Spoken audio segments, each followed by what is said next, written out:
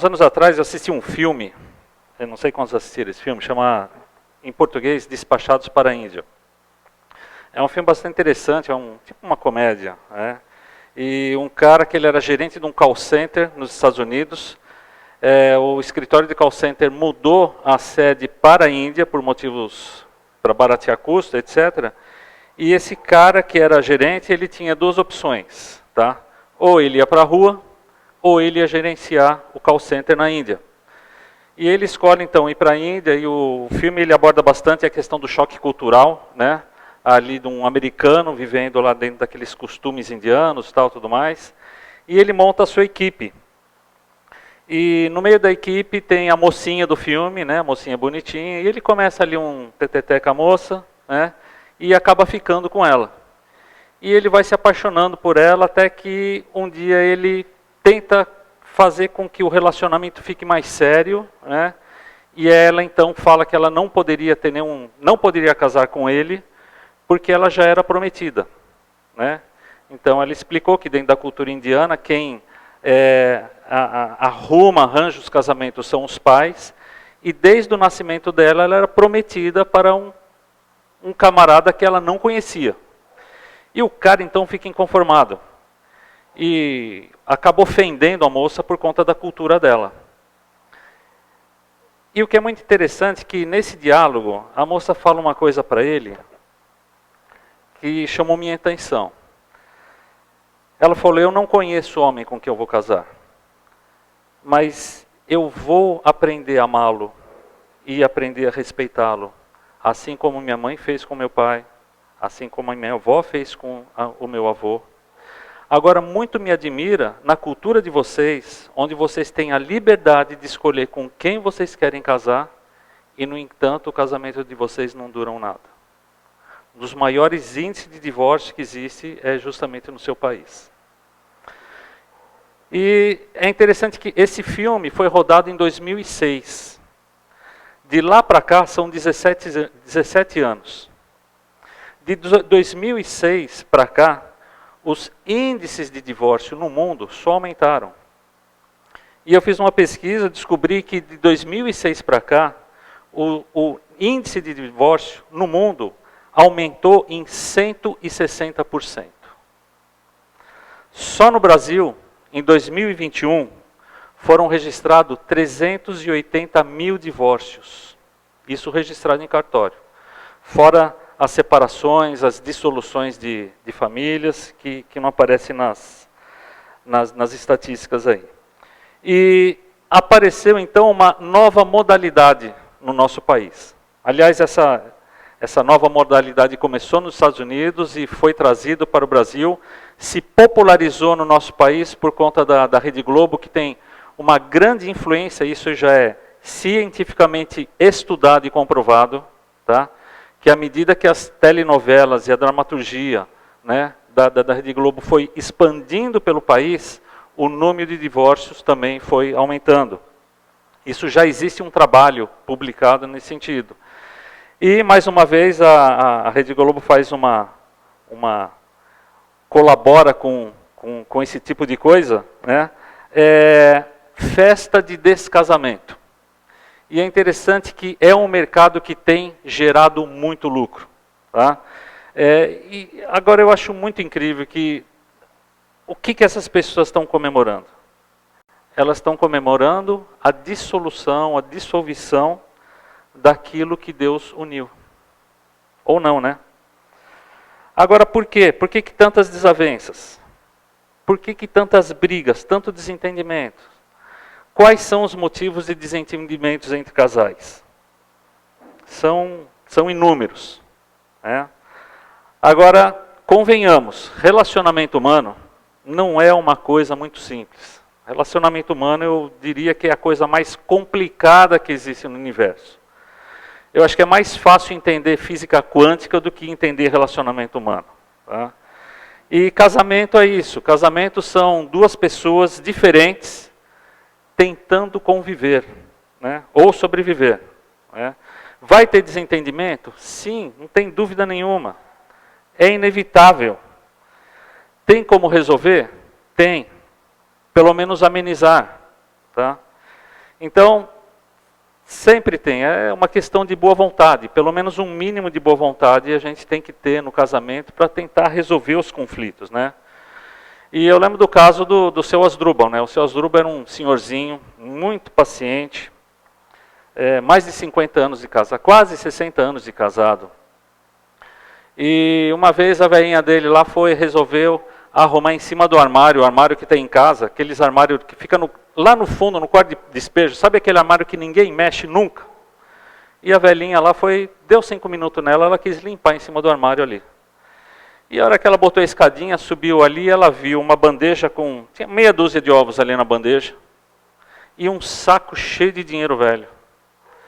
Ela ficou encafifada com aquilo e foi perguntar pro velho: Asdrubal, o que esses ovos estão fazendo lá em cima do armário? E aí o velho falou: você descobriu, né, velho? Eu vou ter que contar para você. Acontece o seguinte, velho. Quando nós casamos, eu fiz um propósito de nunca brigar com você.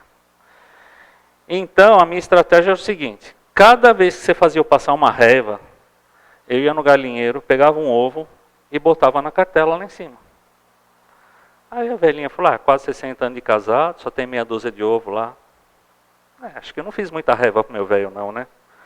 Mas fala para mim, aquele saco de dinheiro, o que está fazendo lá? Ele falou: não, aquilo lá, velho, é o seguinte, cada vez que eu enchia uma cartela, eu vendia ela.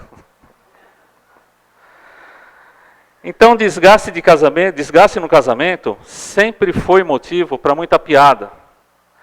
Mas na vida real, esses desgastes, eles podem chegar a níveis insustentáveis. Separação, divórcio, abandono de lar. Outros mais traumáticos podem gerar violência, gerar morte. E mesmo sendo impossível a gente alistar todos os motivos que levam a isso, pelo menos uma coisa a gente tem que concordar. E eu penso que se um casal se nortear por alvos e objetivos mais nobres, só o fato do casal já se nortear já é uma grande conquista. E quando a gente se norteia por alvos e objetivos mais nobres, muitas das picuinhas corriqueiras vão deixar de existir. Ou, pelo menos, vão tomar proporções menos desastrosas. E eu quero hoje analisar com vocês um exemplo de casal, que ele é muito pouco notado na Bíblia, mas é um casal que foi tremendamente usado por Deus na sua obra. A importância desse casal foi fundamental no desenvolvimento da igreja primitiva. Um casal que auxiliou muito o trabalho do apóstolo Paulo, um casal que serviu em vários lugares, em várias cidades do mundo antigo, com ou sem o apóstolo Paulo. Talvez alguns já tenham adivinhado aí que eu quero falar de Priscila e Áquila, ou Áquila e Priscila, tá? Representados no filme do apóstolo Paulo, representado por esses atores aí. Eu não encontrei nenhuma foto autêntica deles, mas vamos fazer de conta, tá? Esse casal, eles são mencionados em nada menos do que 4 livros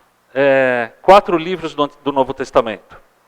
Então daí a gente dá para ter uma ideia de o quanto que eles foram importantes, né, na época deles. E o que nós podemos aprender com eles? O que a gente pode aprender com Áquila e Priscila? Como casal, nós podemos superar as nossas dificuldades sendo úteis no reino de Deus. Então, o texto que eu quero ver com vocês, Atos capítulo 18, versículo 1 a 3, diz o seguinte: depois disso, Paulo partiu de Atenas e chegou a Corinto. Lá ele encontrou um judeu natural do Ponto chamado Áquila, que havia chegado da Itália fazia pouco tempo, e sua mulher Priscila, porque Cláudio havia decretado que todos os judeus saíssem de Roma. E Paulo foi ao encontro deles, e por exercerem o mesmo ofício, passou a morar e trabalhar com eles, pois era fabricante de tendas. Nós somos apresentados a Áquila e Priscila pela primeira vez aqui em Atos capítulo 18. E aqui a gente vê como que Deus cruzou o caminho de Paulo com esse casal. Então o texto diz que Áquila e Priscila, eles haviam sido expulsos lá de Roma por um decreto do imperador Cláudio, isso aconteceu no ano 49, né? E aí então eles saem de lá e eles se estabelecem em Corinto, um grande centro comercial lá da Grécia Antiga. Ao mesmo tempo, Paulo está na sua segunda viagem missionária. Tá? Então Paulo tinha saído de Atenas, e aí ele tinha combinado com seus companheiros de viagem, eles haviam se separado por um tempo, os companheiros de viagem foram para outros lugares, e planejaram encontrar-se com Paulo posteriormente lá em Corinto. Quando Paulo chega em Corinto, Paulo estava sem dinheiro e sozinho. Foi então que Deus coloca Áquila e Priscila, através da profissão que eles tinham em comum, né, que era de confeccionar tendas, e aí então Paulo começa a trabalhar junto com eles. Agora você já pensou que privilégio trabalhar junto com o apóstolo Paulo? Deve ser um grande privilégio. Agora o que é mais interessante é que Paulo também dizia que trabalhar com esse casal era um grande privilégio. Esse encontro deles ali em Corinto foi o início de um relacionamento que durou anos.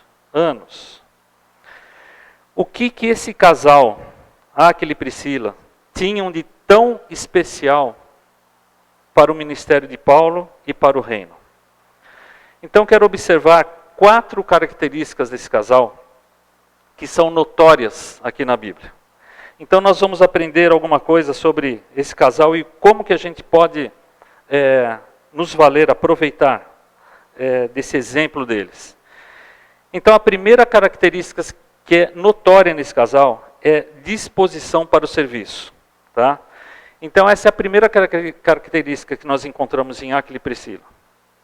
Eles serviam a Deus juntos, unidos, como casal. Juntos eles dedicaram as suas vidas servindo ao Senhor e servindo aos irmãos. Tá? Eles iam para onde quer que o Senhor os dirigisse.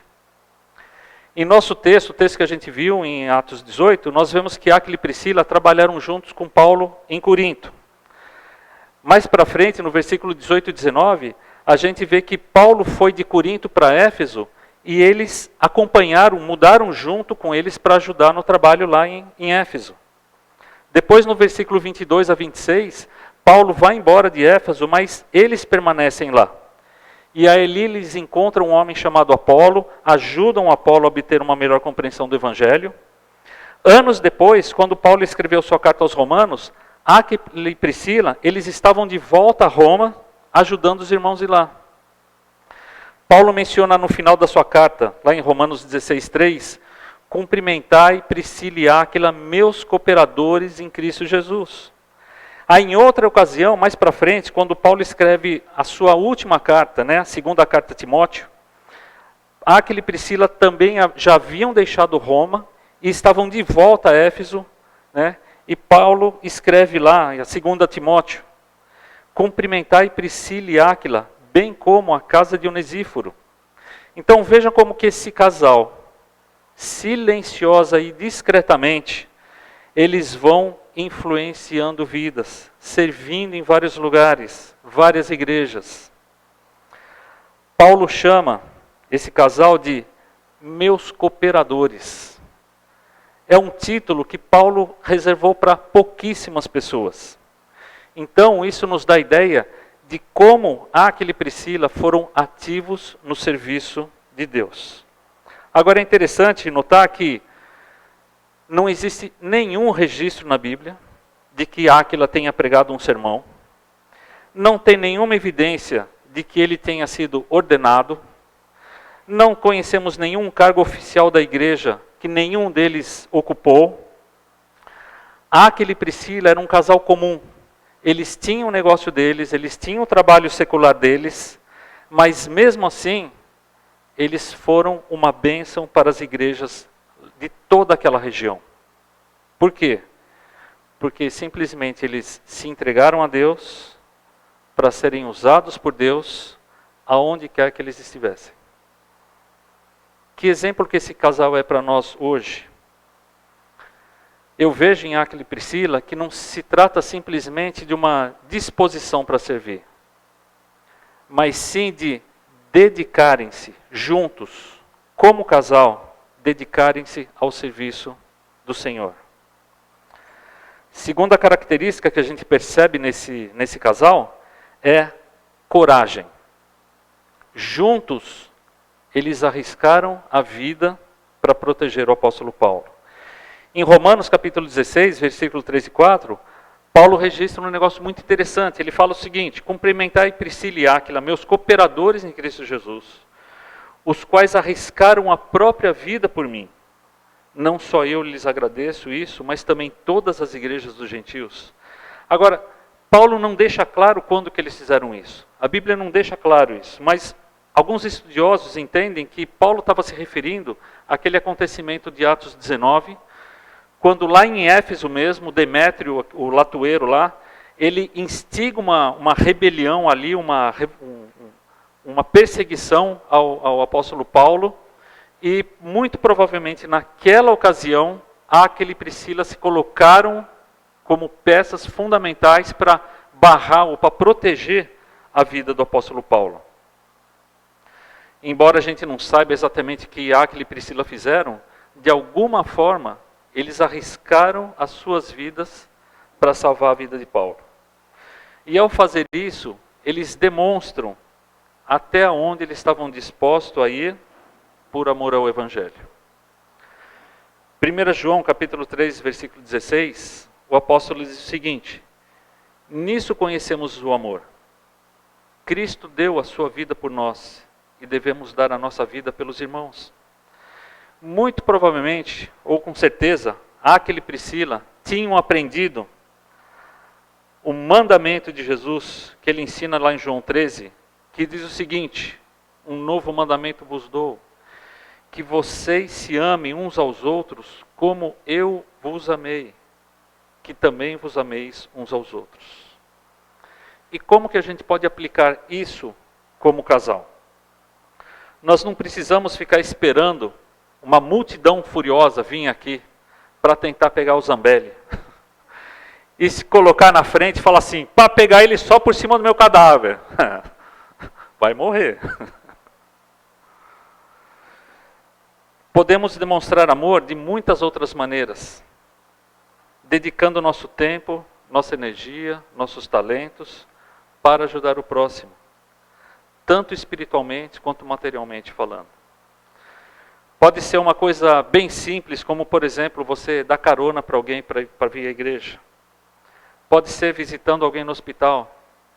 Pode ser auxiliando uma família num momento de necessidade financeira.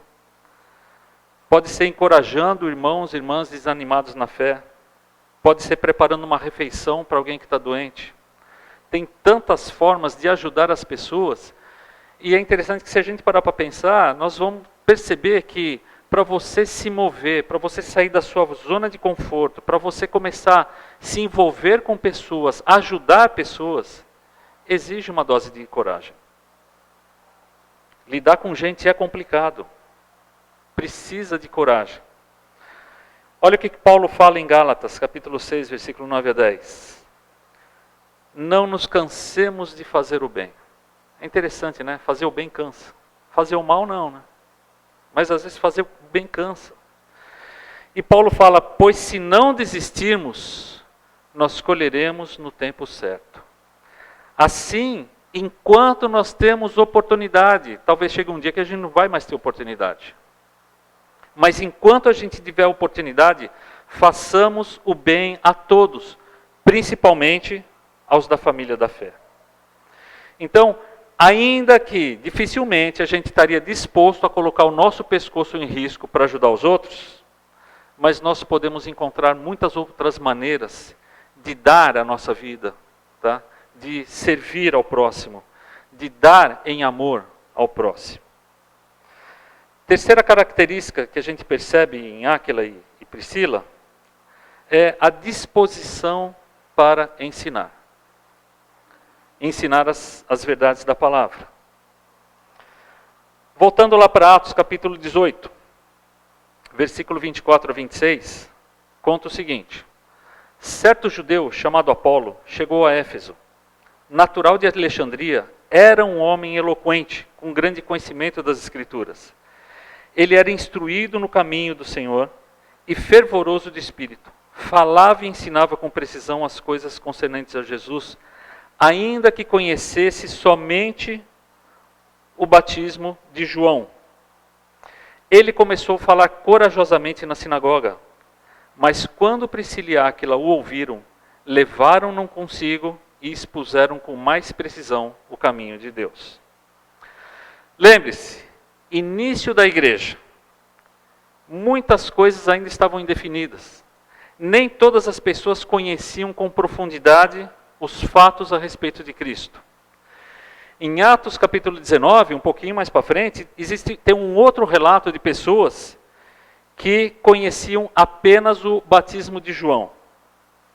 E diz lá que quando Paulo chega a Éfeso, ele encontra alguns discípulos e pergunta: em que batismo vocês foram batizados? E eles responderam: no batismo de João. Paulo então explicou: João batizou com um batismo de arrependimento, dizendo ao povo que cresce naquele que viria após ele, a saber, em Jesus. Então essa provavelmente era a mesma situação que Apolo se encontrava. Ele conhecia a mensagem de arrependimento que João Batista pregava e que deveria crer naquele que estava por vir, referindo-se ao Messias, referindo-se a Jesus. Então, Áquila e Priscila explicam para Apolo sobre Jesus. Explicam a extensão da obra de Cristo na cruz. Explicam a respeito da salvação pela fé, única e exclusivamente pela fé, uma graça de Deus. Talvez Apolo também não conhecesse a obra do Espírito Santo na vida daqueles que criam. E Áquila e Priscila, então, prontamente levam Apolo consigo e fazem esse discipulado com Apolo. Tá? Então é interessante que eles não deixam a cargo de Paulo, sob responsabilidade de Paulo. Ah, se Paulo tivesse aqui, ele ia explicar para você tudo direitinho. Não, eles tomam, eles carregam, e como Apolo, e como casal, eles sentam com Apolo e ensinam as coisas concernentes a Deus. E essa é uma responsabilidade que cai sobre todos nós, como indivíduos e como casal também. Tá? Mateus, capítulo 28, a grande comissão, o mandato cultural de Jesus, ele diz o seguinte: portanto, ide, fazei discípulos de todas as nações, batizando-os em nome do Pai, do Filho e do Espírito Santo, ensinando-lhes a obedecer todas as coisas que eu vos ordenei. E eu estarei convosco todos os dias até o final dos tempos. Então, da forma como alguém provavelmente gastou tempo com você, expondo o caminho de Deus, ajudando a crescer espiritualmente, da mesma forma, vocês devem dedicar-se ao ensino, ao discipulado, ensinando conforme Jesus mandou. E essa era a filosofia do ministério de Paulo, e Paulo transmite isso também para outras pessoas, como 2 Timóteo capítulo 2, versículo 2, nós vemos Paulo falando para Timóteo: o que você ouviu de mim, diante de muitas testemunhas, transmite isso a homens fiéis, que sejam também idôneos para ensinar aos outros. Ou seja, essa técnica, essa estratégia vem sendo passada ao longo desses 2000 anos e deu certo, porque chegou até nós aqui hoje. E o bastão está nas nossas mãos. E como casais, não existe ninguém melhor para levar o Evangelho, ensinar, discipular outros casais. Então, como casais, nós podemos ser úteis na vida de outras pessoas, ensinando, discipulando, encorajando, consolando, orientando. A quarta característica que a gente percebe nesse casal, Áquila e Priscila, é a hospitalidade. Nisso nós também vemos o amor de Áquila e Priscila pelo Senhor e pelos irmãos, simplesmente abrindo as portas da sua casa. Já no texto que nós lemos no início, nós vimos a hospitalidade desse casal em acolher o apóstolo Paulo. Quando nós lemos lá em Atos 18, versículo 3, e Paulo foi ao encontro deles, e por exercerem o mesmo ofício, Paulo passou a morar com eles, ou seja, eles abriram as portas da sua casa e a trabalhar com eles. Eles deram não só um emprego para o apóstolo Paulo, uma forma dele conseguir uma renda, mas também abriram as portas para dar morada para Paulo. Por 2 vezes, Paulo encerra as suas epístolas saudando Áquila e Priscila e saudando a igreja que ficava na sua casa. Em Romanos capítulo 16, versículo 3 e versículo 5, Paulo escreve o seguinte, no finalzinho lá da carta: cumprimentai Priscila e Áquila, meus cooperadores com Cristo Jesus. Cumprimentai igualmente a igreja que está em sua casa. Em 1 Coríntios, a mesma coisa. Paulo, quando escreve aos Coríntios, ele escreve o seguinte: as igrejas da Ásia vos cumprimentam. Áquila e Priscila vos cumprimentam com afeto no Senhor, assim como a igreja que se reúne na casa deles. Ou seja, essa era uma característica marcante na vida desse casal. Hospitalidade. E é interessante que hospitalidade é um assunto muito destacado nas Escrituras. Praticar hospitalidade era uma obrigação do povo judeu.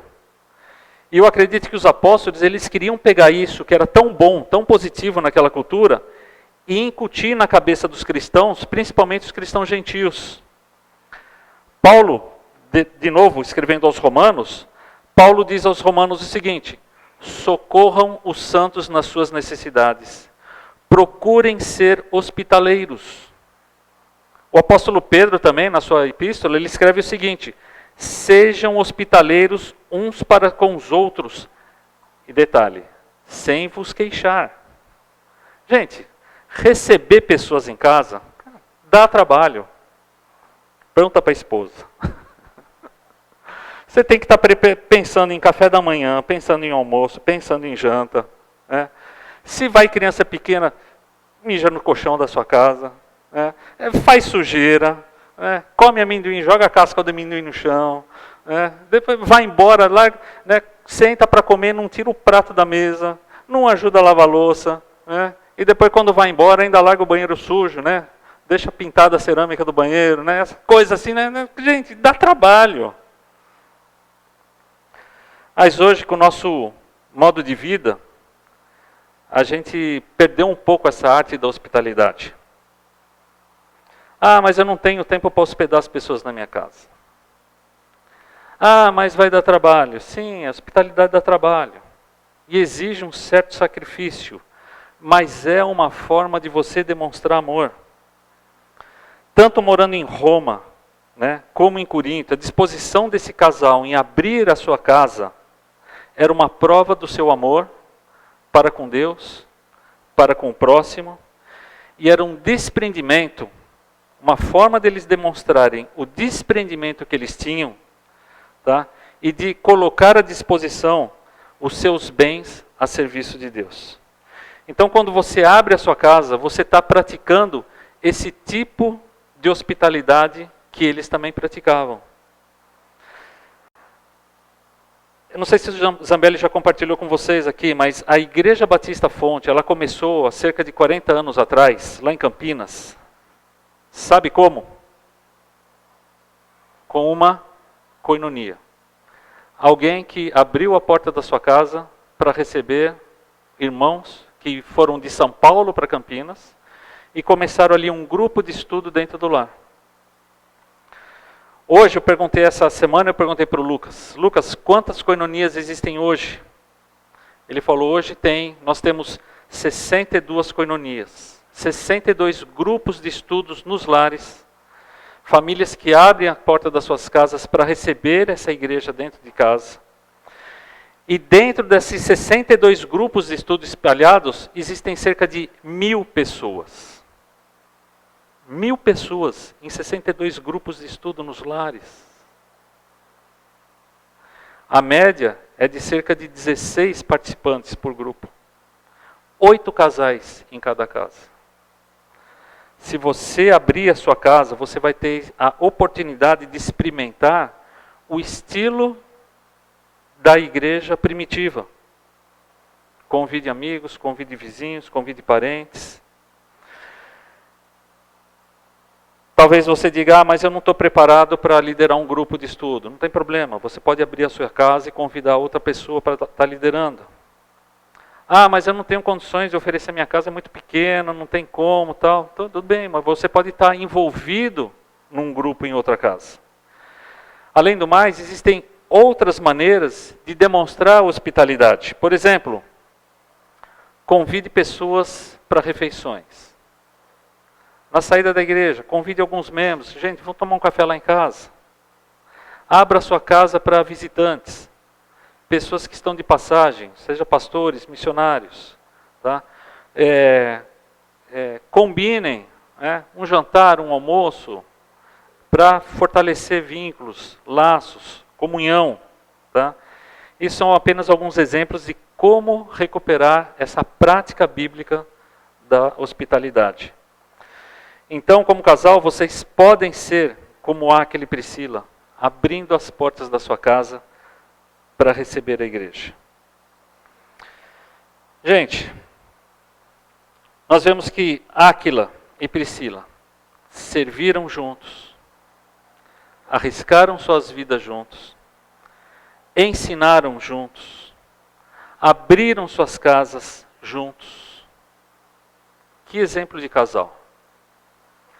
Que exemplo de casal! Eu diria que esse daí a gente poderia chamar de casal 20, né? Talvez os mais novos não entendam, mas vocês podem perguntar para os mais velhos, né? Os que não entenderem. Né? E é interessante que eles não se concentraram, né, somente na sua carreira terrena, nos seus negócios, em se sentir confortáveis nessa vida. Também não focavam só nos seus problemas pessoais, nem olhavam apenas para as suas dificuldades. Com certeza existiam dificuldades no casamento deles também, mas eles se viam como forasteiros e peregrinos nesse mundo, a serviço de Deus, se movendo para onde fosse necessário, fazendo o que fosse preciso para promover a obra de Cristo na terra. Então Deus pode nos ajudar para que a gente tenha mais casais, assim como Áquila e Priscila, né? Com esse tipo de dedicação, esse tipo de comprometimento. Algumas pessoas pensam que para servir a Deus você tem que ter um talento especial, você tem que ter uma habilidade especial, você tem que ser bem treinada, tem que ir para um seminário, sei lá o que mais. Né? Tem que ter muitos recursos e tudo mais. Áquila e Priscila provam para a gente que qualquer pessoa pode ser útil no reino de Deus. Tá? Se você simplesmente se colocar à disposição e disponibilizar aquilo que vocês podem oferecer, mesmo que você ache pouco, mas você pode ter certeza que Deus vai honrar o que vocês puderem fazer, vai honrar aquilo que vocês podem colocar à disposição para servi-lo. E além disso, quando a gente coloca à disposição a nossa vida a serviço do reino, como casal, nós nos entregamos e ocupamos o nosso coração, ocupamos a nossa mente com coisas muito mais nobres, conforme eu falei no começo, você pode ter certeza que picuinhas, brigas por coisas secundárias, vaidades, coisas menos importantes, corriqueiras, essas coisas vão acabar. Então, para encerrar, eu quero deixar duas perguntas para a gente levar para casa. Como casal, perguntem-se, qual é o nosso objetivo? Qual é o nosso objetivo? E segundo, perguntem-se, como casal, o que Deus quer que a gente faça? Bom, vamos orar? Pai Santo, eu quero te dar graças, Senhor Deus, por mais esse dia. Obrigado por cada um aqui, cada casal aqui. Queremos pedir, Pai, que assim como o Senhor usou Áquila e Priscila de uma maneira tão maravilhosa, de uma maneira tão singular, que esse exemplo possa ser reproduzido, Pai, em nós também, nos nossos lares, como casais. Que a gente possa ter esse casal como um exemplo, como um padrão a ser seguido. Eu oro e agradeço em nome de Jesus. Amém.